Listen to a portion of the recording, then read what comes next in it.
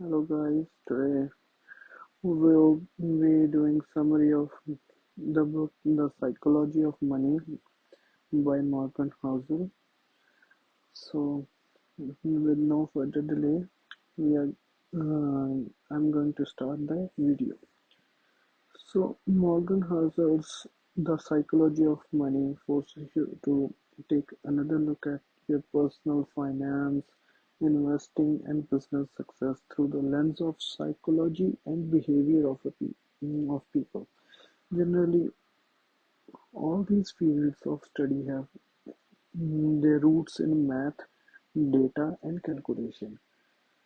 But in this book, the author highlights how everything from your personal history and experience to your unique worldview, ego, pride, marketing, and other incentives work together to help you finally form a financial decision. So, here are some key takeaways of the book. When it comes to earning money and building wealth, it really doesn't matter how smart are you. Instead, what really matters is how you behave to a particular uh, such as a situation or after you are getting money and how you behave with others.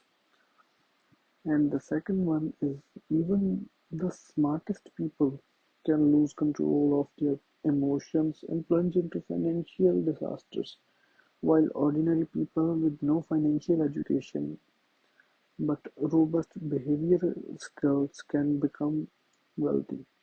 Means we have to take control of our behavior, emotions, so that we can do our best in the worst conditions.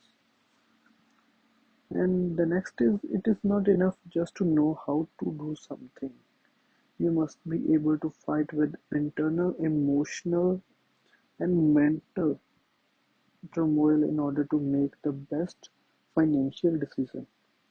Means we have to fight with ourselves to get out our best decision for our finance or our life.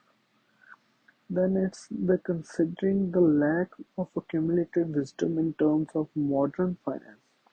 Many of the poor financial decisions that you end up making arise from people's collective inexperience. You must not risk what you already have and require for things which you do not have and do not actually need. Means you do not have to risk the assets you have for the things which you don't need. Then it's creating wealth and maintaining wealth are two different things.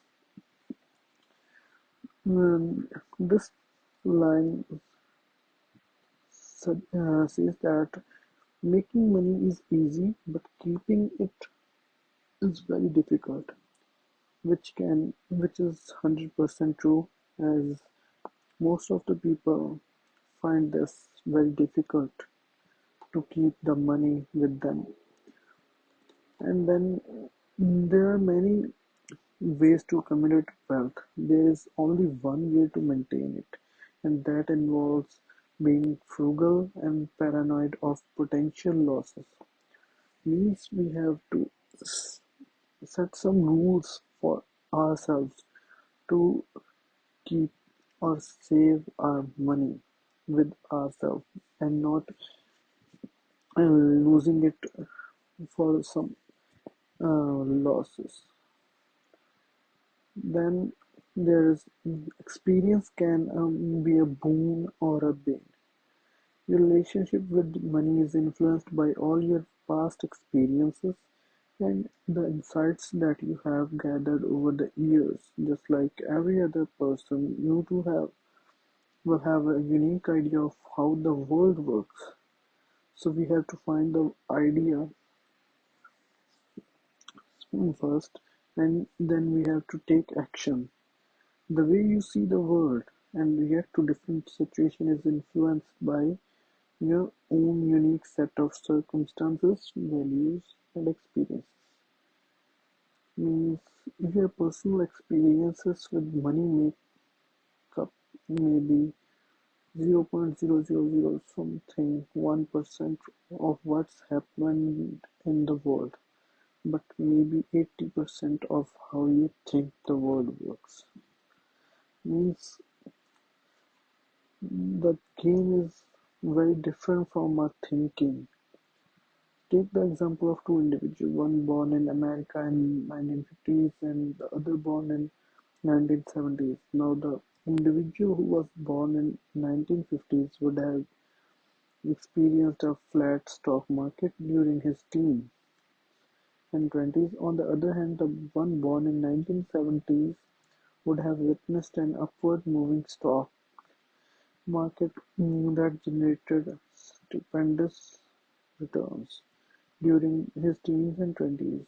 Clearly, these two individuals have had a very different experience with the stock market and are likely to view stock market through their own lenses.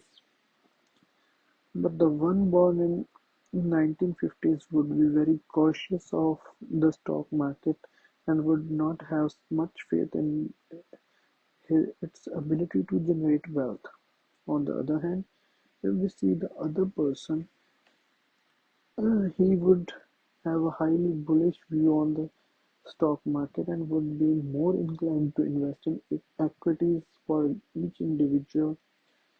The decision they make would at one point in term of another be incorrect since it would be colored by their past experiences. Then there is written, stop the goalpost from moving. You should know when you have enough wealth and then stop wanting more. Throughout history, greed or craving for more has been downfall of many of the rich and famous. When you keep running after more, you inevitably start taking more risk than you should. Know when to stop. Good investing is not about earning the highest returns. Instead, it is about making good enough returns for the longest period of time. Compounding is the way to create long-term wealth. In that regard, it is also important to remember that while there are many ways to get wealthy, there is only one way to stay wealthy, and that is through a combination of frugality and paranoia. And then it's the savings is the deal maker. The rate at which you save is far more important than your income or your investment returns. Generally, beyond a certain income level, you will find three types of people. First are the people who save. Second are the people who don't think they earn enough to save.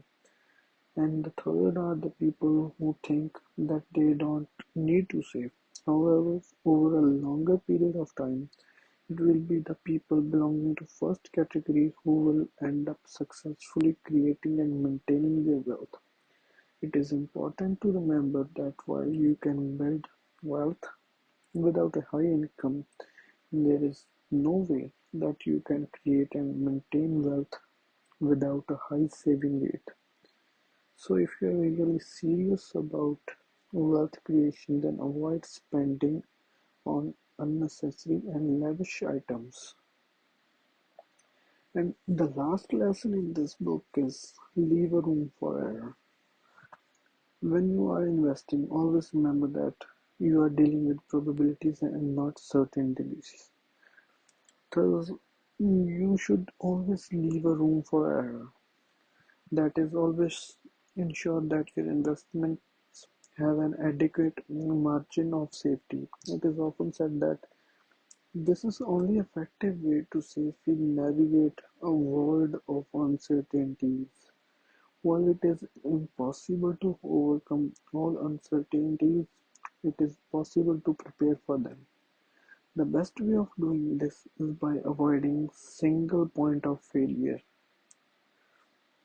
in spreading your investments. It is also a great idea to always have a good emergency fund.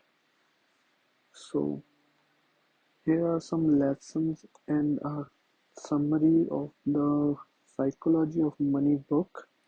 Hope you found it good enough to get a like and a subscribe.